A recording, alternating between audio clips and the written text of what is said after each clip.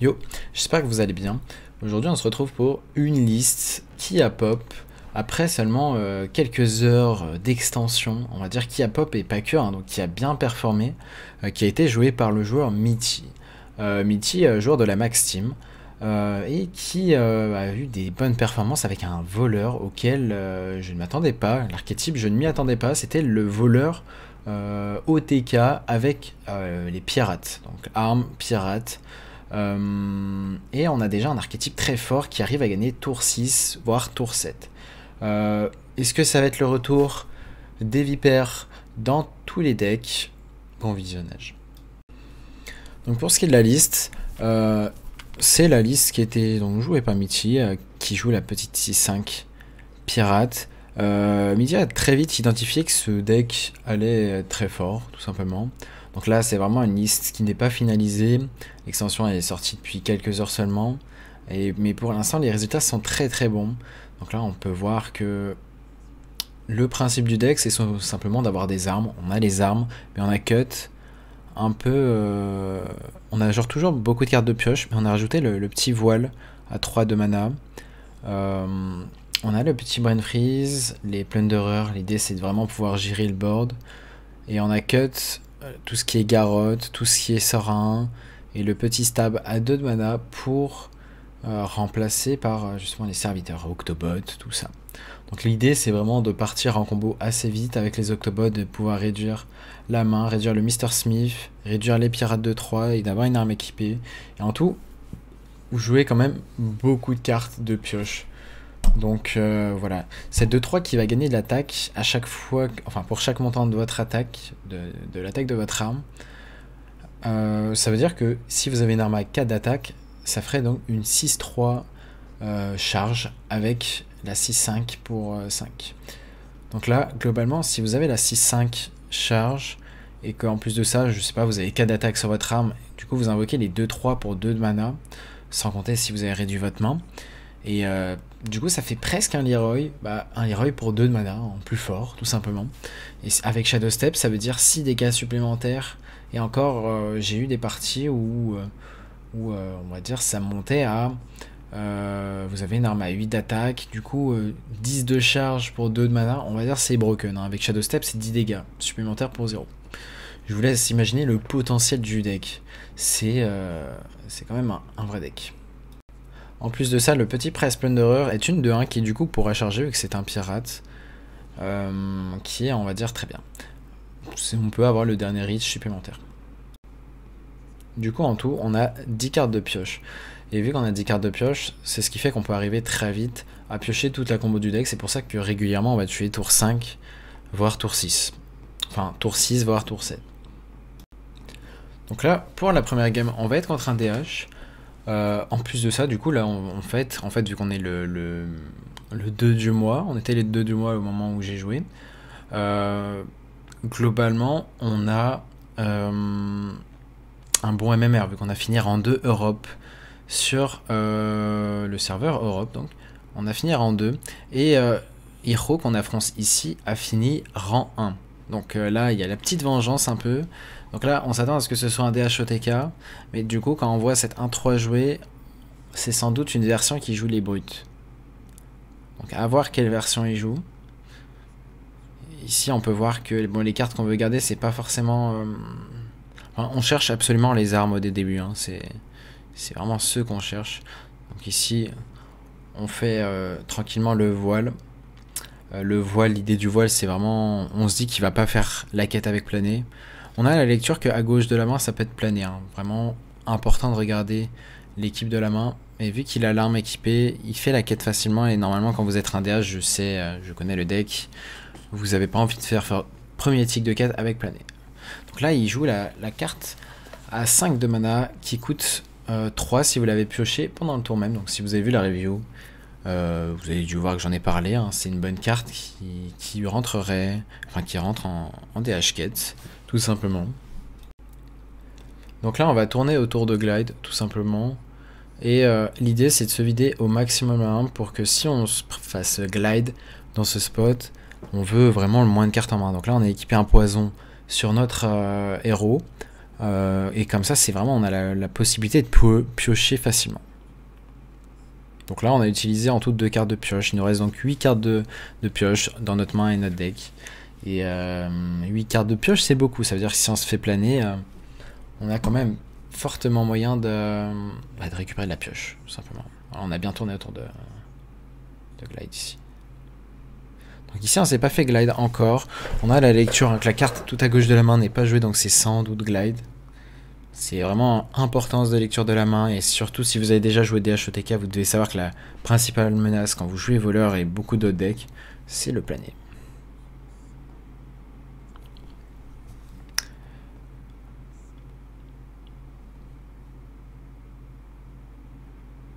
Donc ici on va passage secret avec l'après pour bien sûr vider la main, parce qu'on s'attend à se faire glide.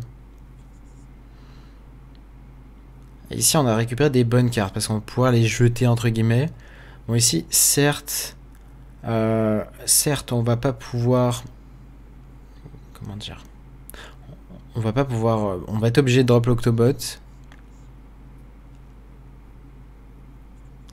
Mais globalement dans l'idée, on a réussi à se vider un peu le deck et faire en sorte que quand cette arme va taper, on va piocher 2 cartes. Donc là, si on se fait planer, c'est pas du tout grave.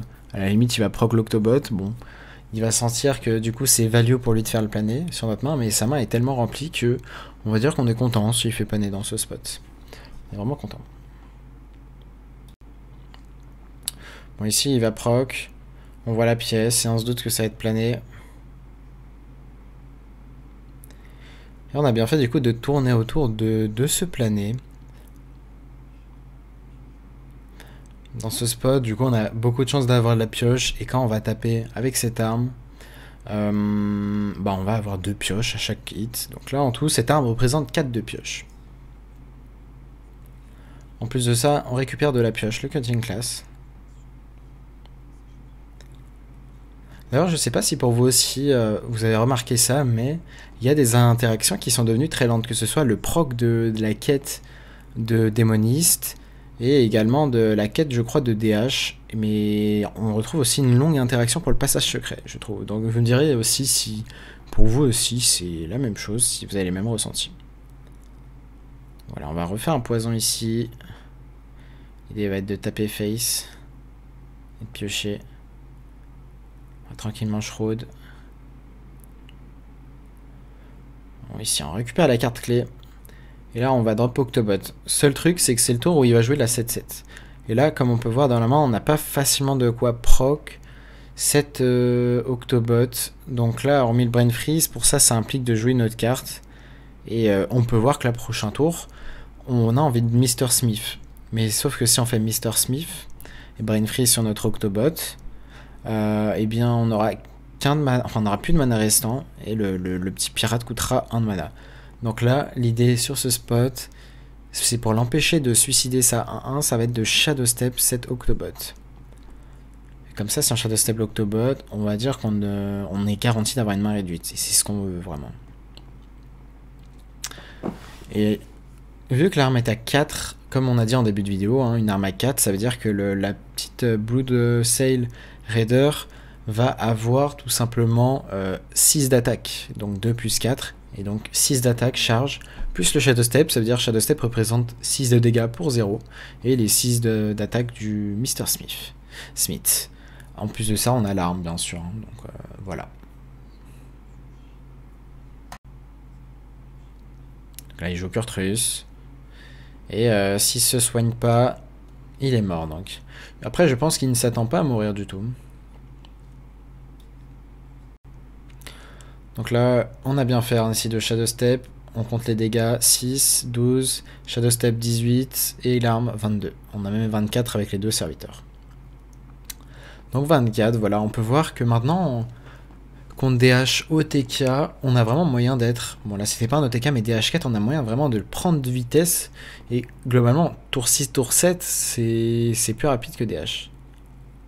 Donc voilà, on a pris la revanche contre notre ami Laurent 1 du mois dernier, qui est également français, et qui est un joueur wild de base. Donc voilà, on est platine, on passe diamant tranquillement. Bon, pour ce qui est de passer légende, je le ferai sans doute en stream, donc je stream tous les jours. Donc voilà, je vous montre les stats. Pour l'instant, je vous montre vraiment, j'avais fait que 2 games avec le deck, là c'est la deuxième. Et voilà, j'ai fait une game en off-stream histoire de m'assurer que la liste était quand même bonne, et ouais. Du coup, pour ce qui est le DH, la difficulté vraiment, ça va être de jouer autour de plané. Parce que les versions... En fait, si t'arrives facilement à jouer autour de plané, et que tu te fais pas punir sur les planés, bah derrière, je pense vraiment que t'es devant en voleur. Donc le deck a un très très gros potentiel, à voir si vraiment les decks aggro peuvent contrer les decks, comme Druid aggro, comme Shaman Face. Faut voir. Pour l'instant, c'est les seuls decks que je vois qui peuvent contrer le deck. Et aussi les decks qui vont jouer des provocations, donc pour l'instant on n'en a pas trop, mais voilà, à l'avenir on peut en avoir. Il peut y avoir des archétypes plus lents. Donc on se retrouve contre un guerrier. Cette fois-ci, je pense avoir quand même un match-up décent. Parce que je pense qu'on a de quoi être plus rapide que la quête adverse. Après, il y a un paramètre qui est la nouvelle 3-3 qui tabasse beaucoup. La 3-3 du guerrier. Qui, concrètement, quand son héros attaque, quand le héros adverse attaque, ça inflige 2 plus 2, donc 4 de dégâts si on n'a pas de serviteur. On va dire que c'est beaucoup de pression. Donc il y a de grandes chances qu'on la voit dans cette partie. Donc on a l'Octobot ici, mais ce qu'on va chercher, c'est l'arme.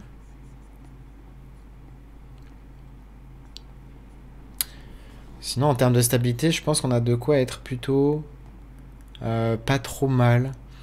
Une fois qu'on a l'arme, vraiment, je pense qu'on peut le prendre de vitesse.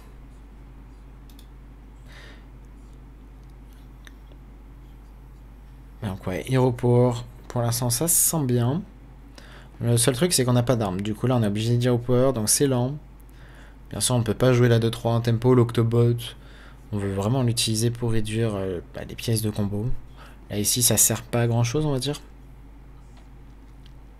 Donc ici, la 2-5. Et on top deck l'arme. On top deck l'arme, du coup, ça nous met bien. Ça nous met bien, comme ça, on peut daily poison et proc cette 2-5. Comme ça, prochain tour, Penfinger pour tuer cette 2-5. Et ensuite, double poison next turn. Il a pas tapé avec son arme. C'est la fameuse carte dont on parlait. Donc ça, c'est très dangereux, c'est très fort. 4 de burst, c'est, on va dire, énorme. Imaginons qu'il en refasse un prochain tour, il nous met à 12 PV, concrètement.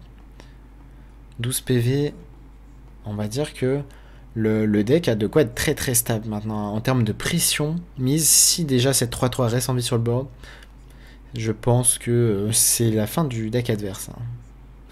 Donc ouais, le guerrier qui va être très fort. Pour l'instant, la liste va pas trop changer de guerrier. Je testerai ça en stream et je vous présenterai aussi le guerrier si vraiment le power level du deck est très fort. Et je pense que vraiment, il s'est très très bien amélioré. Donc ici, on a fait le premier tic de quête côté Whitrun, notre adversaire. Il a encore une 3-3. Donc qu'est-ce qui ça va aller face? C'est aller face. On a 12 PV. Comme on peut voir, si on avait laissé le 3-3 en vie, ça aurait été terrible. Donc ici, en passage secret first, pour augmenter les chances de piocher au maximum. En tout cas, niveau prise en main de ce voleur, vous voyez que c'est vraiment pas trop dur. On va dire, on a connu plus compliqué avec voleur Garrod, DHOTK. Ça fait partie des... Voilà. Ça va être très facile de prendre en main ce deck. Bon, ici, on continue de piocher. On va tout tuer, je pense. On va peut-être mettre un poison et... Tout tuer, ouais.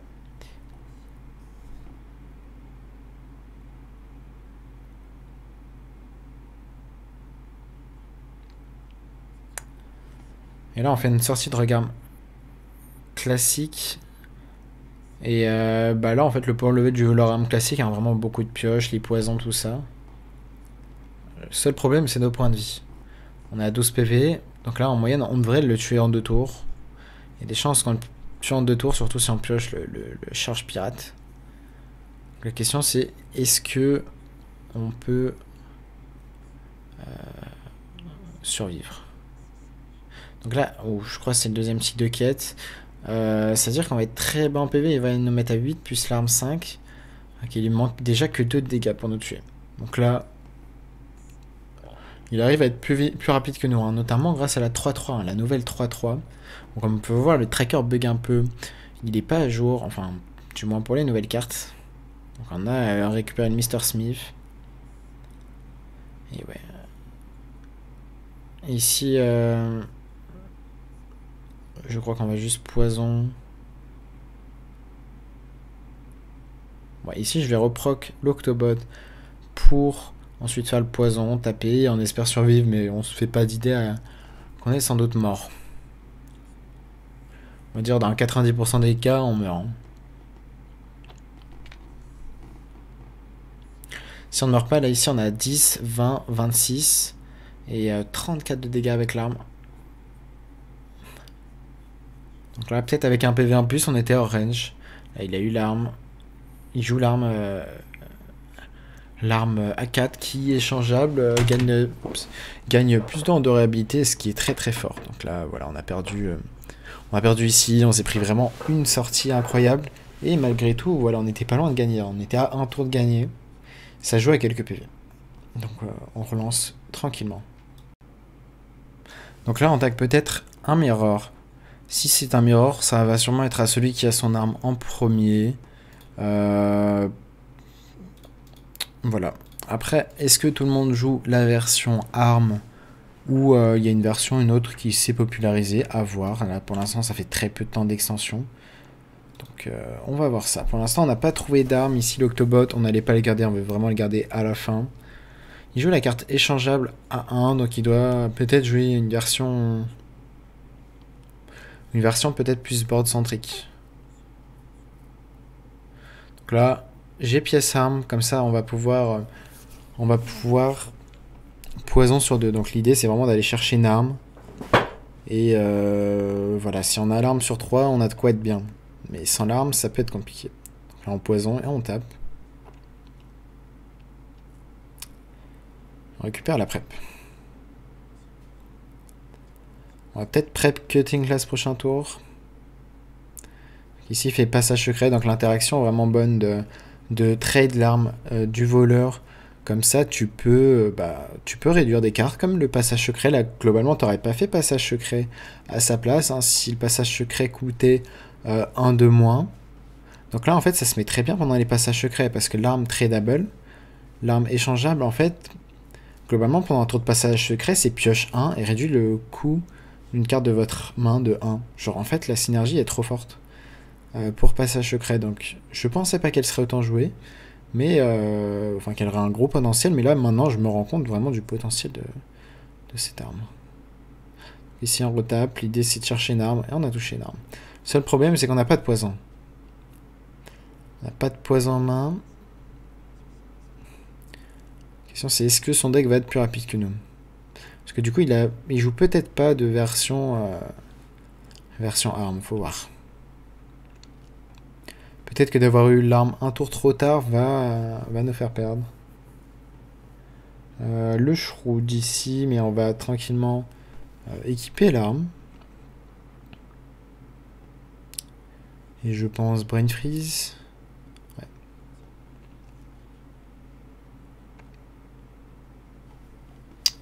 Ici, on peut vraiment galérer à tuer tour 7. Là, on sait que le deck peut tuer tour 7, mais là, on va dire on n'a pas la main pour. Hein. Là, vraiment, le fait de ne pas avoir nos poisons fait qu'on va être un peu trop lent. Bon, là, il a une Octobot, il a un Octobot, une Pieuvrebot, et en plus de ça, il réduit 9 cartes de sa main. Et il va Shadow Step. Du coup, là, potentiellement, il va réduire à nouveau sa main. Et on va dire qu'il prend vraiment un edge sur nous, hein, parce que nous, on n'a pas de main full, et les cartes à réduire sont pas folles. Il y a des chances qu'on soit même mort prochain tour. À voir quelle liste il joue. Mais il y a vraiment des chances de mourir prochain tour. Donc là, on récupère un poison. Dans l'idée, on va poison, piocher.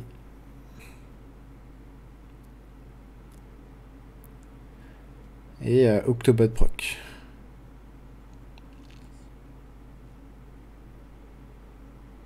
Donc là, certes, on rentre 5, mais face à sa sortie, là, je pressens déjà que la partie va être perdue. l'optimisation des cartes réduites plus un Shadow Step à 0 en main font que globalement on va quasiment jamais survivre. Ici il faut réfléchir qu'est-ce qu'on veut Shadow Step. Globalement. Là il faut essayer de voir s'il y a des outs de gagner prochain tour. Mais il n'y a aucune chance. Hein, parce que là, même avec Octobot proc, on pourra pas jouer et le pirate et la 2-3. Hein, parce qu'il faut déjà qu'on les pioche.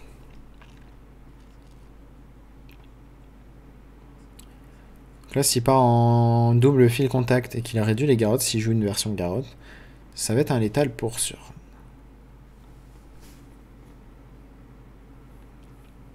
Il va re-shadow step. Il a déjà mis 30 secondes à faire son move, donc s'il a l'OTK... Ok, c'est pas une version garotte. Hein. Ouh, Edwin. Edwin à 0, ok. J'ai pas remarqué, mais Edwin est un pirate.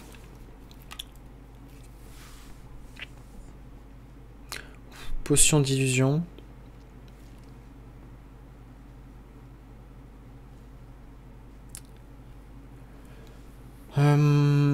Là, on est, disons, dans un spot complexe. Hein. Je pense pas qu'il aura l'étal. Mais dans tous les cas, on n'aura pas l'étal nous-mêmes. Est-ce qu'il va avoir le temps de taper au moins?